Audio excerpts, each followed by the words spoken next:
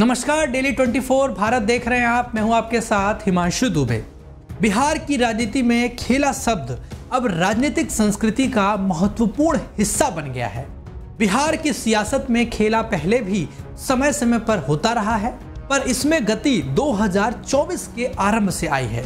नीतीश कुमार जब महागठबंधन से अलग होकर एनडीए का हिस्सा बने तो आरजेडी नेता और पूर्व डिप्टी सीएम तेजस्वी यादव ने खेला होगा कहकर खेला संस्कृति को हवा दे दी। हालांकि वे जिस खेला की बात करते थे उसमें उन्हें कामयाबी नहीं मिली। इसके बावजूद आरजेडी नेताओं के मन में खेला शब्द ऐसे कुंडली मारकर बैठ गया है कि वे बार बार बिहार में खेला की बात करते रहते हैं। साल 2013 में बीजेपी ने 2014 के संसदीय चुनाव में नरेंद्र मोदी को पीएम फेस बनाने की घोषणा की। नीतीश कुमार को पीएम नरेंद्र मोदी का चेहरा रास नहीं आया। उन्होंने 2005 से बीजेपी के साथ बने रिश्ते को तार तार कर दिया। बीजेपी से रिश्ता तोड़ने के बाद उन्होंने अकेले अपनी ताकत आजमाई और उसका नतीजा ये रहा कि 2014 में उन्होंने देख लिया कि क्या कुछ परिणाम रहा। जेडीयू को तब लोकसभा चुनाव में 40 में से सिर्फ 2 ही सीट मिली। वहीं 2015 में जब बिहार विधानसभा का चुनाव हुआ तो लालू यादव ने उन्हें महागठबंधन में सीएम बनाने की शर्त पर शामिल करा लिया। इसका सुखद परिणाम आया। बिहार में दशक भर से ज्यादा चली एनडीए सरकार की जगह महागठबंधन की सरकार बन गई। नीतीश कुमार को वादे के मुताबिक लालू ने सीएम भी बना दिया। दूसरी बार नीतीश कुमार ने फिर खेला कर दिया। वर्ष 2017 में उन्होंने महागठबंधन से अलग होकर बीजेपी के साथ सरकार बना ली। साल 2022 में नीतीश ने फिर खेल किया और बीजेपी से रिश्ता तोड़ महागठबंधन का हिस्सा बन गए।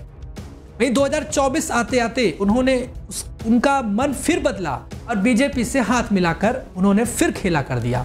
यानी कि नीतीश कुमार बिहार में खेला के बॉस बनते रहे। हालांकि असल खबर तो अभी बाकी है। नीतीश कुमार को बीजेपी के कोर एजेंडे कभी भी रास नहीं आया। तीसरी बार सरकार बनाने पर पीएम नरेंद्र मोदी ने कई ऐसे फैसले लिए जो नीतीश के मन के विपरीत हैं। सबसे बड़ी बात तो यह है कि जेडीयू कोटे के मंत्रियों को केंद्रीय मंत्रिमंडल में महत्वपूर्ण महकमे नहीं मिले। दूसरे वक्फ बोर्ड संशोधन बिल नीतीश के मन के विपरीत है। लेटरल एंट्री में आरक्षण का न होना भी नीतीश को खटकता है।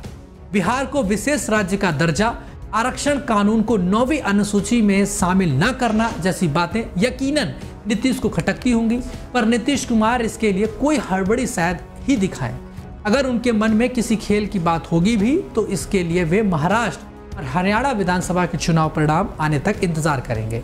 नतीजे अगर एनडीए के प्रतिकूल आए तो वे अपने पाला बदलने वाले पारंपरिक खेल की पुनरावृत्ति कर सकते हैं।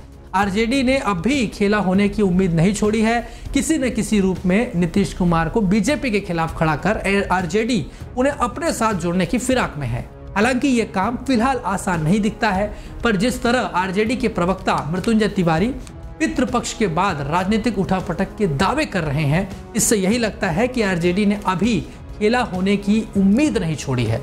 मृत्युंजय तिवारी के दावे में इसीलिए भी दम दिखता है क्योंकि नीतीश कुमार को बेमौसम अपनी इधर उधर की आवाजाही पर सफाई देने की जरूरत क्यों महसूस हुई। जेपी नड्डा के साथ कार्यक्रम में सीएम शामिल हुए तो उन्होंने साफ कह दिया कि बीच में उनसे गलती हो गई थी, लेकिन अब उन लोगों के साथ जाने का सवाल ही नहीं उठता है। इसमें खेल की गंध सूंघने वाले विश्लेषक मानते हैं कि सफाई तो वही देता है जो संदिग्ध या आरोपित हो। नीतीश के मन में चोर है, इसीलिए उन्होंने बेमौसम यह बात कही। बहरहाल देखना होगा कि आने वाले समय में क्या नीतीश कुमार फिर से पाला बदलकर आरजेडी के साथ गठबंधन कर लेते हैं या फिर वो एनडीए का ही हिस्सा बने रहते हैं। फिलहाल इस रिपोर्ट में अभी के लिए बस इतना ही। बाकी देश व दुनिया की तमाम बड़ी खबरों को देखने के लिए आप देखते रहिए डेली 24 भारत। नमस्कार।